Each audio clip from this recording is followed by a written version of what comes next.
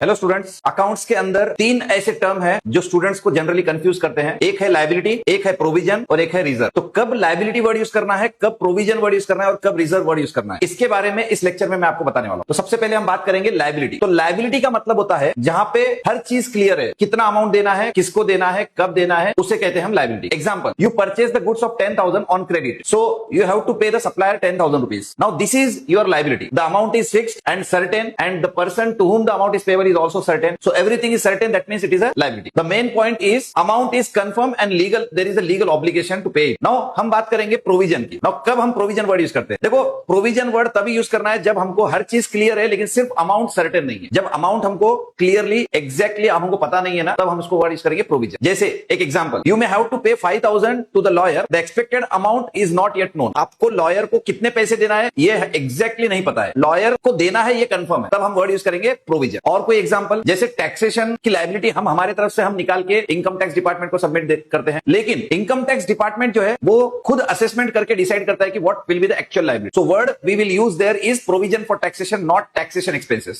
Provision for taxation हम use करेंगे। Now last point is reserve. What is reserve? Reserve is a part of profit that is kept by the owner for future contingencies. तो reserve word हम future contingencies के लिए reserve जो है profit में से निकाल के रखते हैं, तो उसे हम रिजर्व कहते हैं। For example, you earned 1 lakh rupees and out of the 1 lakh you have kept 10,000 aside for emergencies, so this is your reserve. ठीक है, it is a safety fund, not a liability. It is a safety fund which is not a liability. So the main point of difference is profit kept aside for future use. So I hope कि आपको तीनों में difference समझ में आ गया, provision, liability और reserve में क्या डिफरेंस होता है। और इसी तरह से और नए नए अपडेट के लिए फॉलो कीजिए